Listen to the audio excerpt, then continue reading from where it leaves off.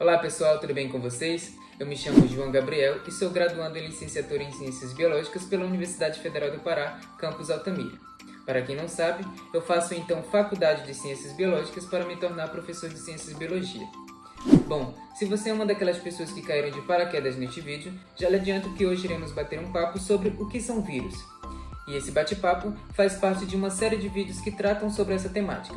Então, se você gostar, já deixa o seu like e se inscreve no canal, que eu estarei deixando o link aí embaixo para você dar continuidade a essa série de vídeos. Sem mais delongas, vem comigo!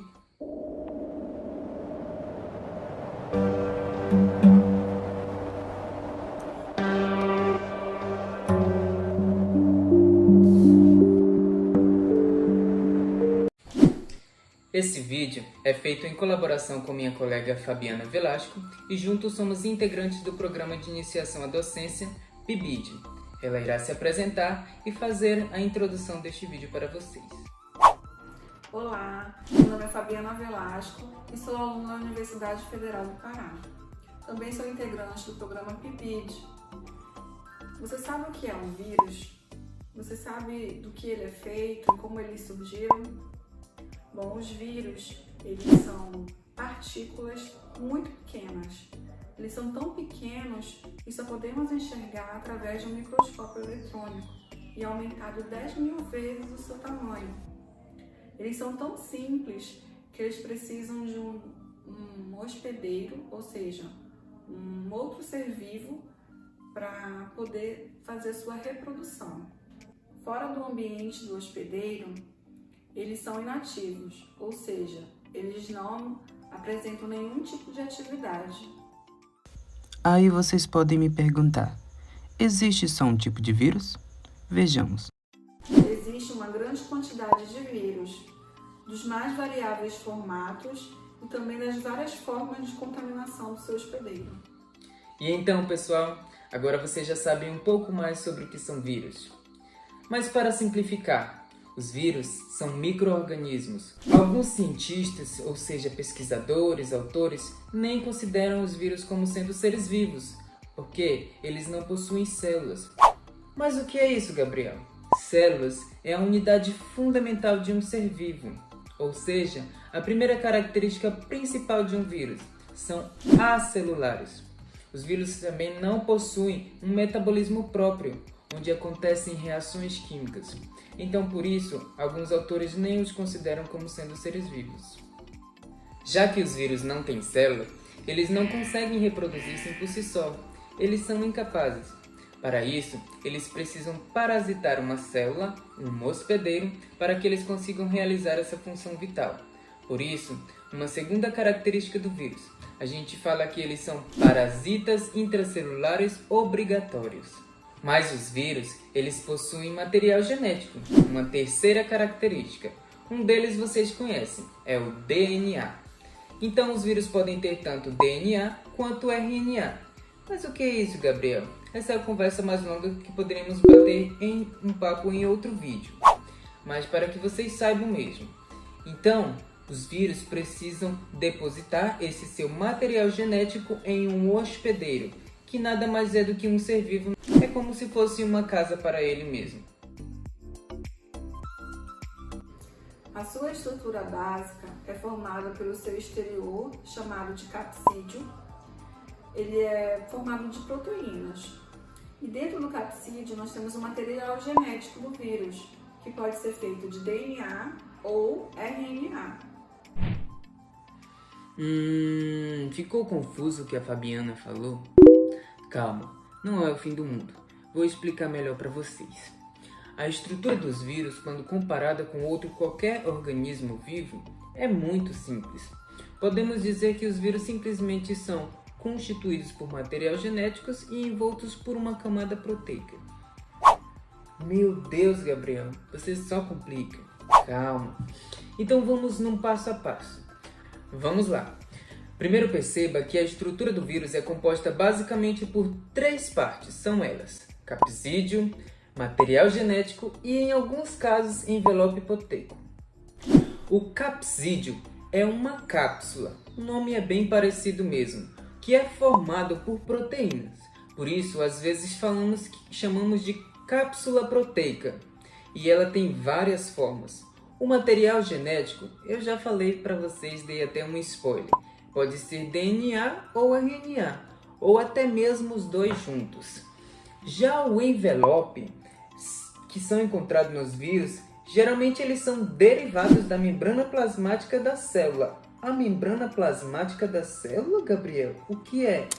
É aquela estrutura que delimita as células. Então, geralmente, esses envelopes são derivados dessa membrana plasmática onde o vírus reproduziu-se. E esse envelope ele é constituído por fosfolipídios e proteínas da membrana, que também é uma conversa para um próximo vídeo. Como é a transmissão do vírus, então? Os vírus podem ser transmitidos de diferentes formas, através de animais, do ar, de gotículas de saliva ou outros objetos contaminados. Os vírus são transmissores de diversas doenças, como por exemplo a zika, a febre amarela e a gripe. Agora, pessoal, eu preciso contar uma coisa muito importante para vocês. Os vírus são muito conhecidos pelas doenças que eles causam para nós, seres humanos. Porém, é importante vocês saberem que nem todos os vírus são maléficos para a gente. Alguns são inofensivos. Por isso, da importância de conhecermos de verdade as características dos vírus. Bom, o vírus precisa de um hospedeiro para que ele possa viver. Quando isso acontece, falamos que o hospedeiro foi infectado pelo vírus. A partir daí, o vírus poderá reproduzir seu material genético, aquele DNA ou RNA que eu falei para vocês, dentro das células do hospedeiro, infectando todo o organismo, fazendo muitas cópias de si. Por isso, a gente fala às vezes que os vírus chamamos eles de agentes infecciosos. Gabriel, mas você falou da reprodução dos vírus. Mas como ela é de fato? Você já se perguntou?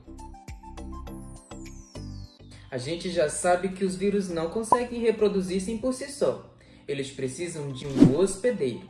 Isso é fato. Agora, os vírus também têm uma capacidade de infectar uma célula específica. Por isso falamos que o vírus tem uma especificidade de hospedeiro. Então, primeiro o vírus ele identifica a célula que ele irá parasitar. Logo depois, ele precisa garantir que esse material genético dele entre na célula. E essa etapa ela varia de vírus para vírus. E existem outras diferenças também. Alguns vírus eles simplesmente injetam o seu material genético, aquele DNA ou RNA, na célula parasitada, sendo que outros entram completamente para dentro da célula. Então, pessoal, a partir do momento que esse material viral já está no interior da célula, ou seja, o material genético, ele passa a ser replicado várias e várias vezes, como eu falei para vocês, em todo o interior do hospedeiro. E posteriormente, os ribossomos, que são estruturas que produzem proteínas, eles vão sintetizar as proteínas virais, ou seja, eles vão modificar as proteínas virais. A célula hospedeira também garante que o material genético do vírus tem que ser produzido. E aí, quando esses vírus vão estar prontos, eles saem das células hospedeiras e causam uma destruição dessas células. Ainda para a reprodução, observamos nos vírus ciclos reprodutivos. Mas essa conversa iria se tornar bem extensiva e cansativa para vocês. Então vamos deixar essa conversa para um outro bate-papo. Agora, como eu falei anteriormente, os vírus são muito conhecidos pelas doenças que eles causam. Existem muitas outras. Entre elas, recentemente conhecemos a Covid-19, que é causada pelo coronavírus, o SARS-CoV-2, como é denominado. Essas doenças elas geralmente causam febres, dores na cabeça, dores no corpo, indisposição e falta de apetite. Geralmente, esses são os sintomas causados por doenças de vírus. E, como a Fabiana falou, a grande maioria dessas doenças não possuem medicamentos específicos. Então, os medicamentos que são recomendados são basicamente para aliviar os sintomas da doença.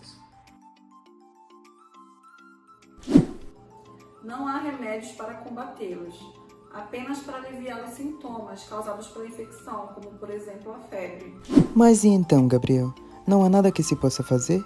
Nem para prevenir? Bom, e as vacinas? As vacinas previnem o contágio e, consequentemente, a propagação do vírus.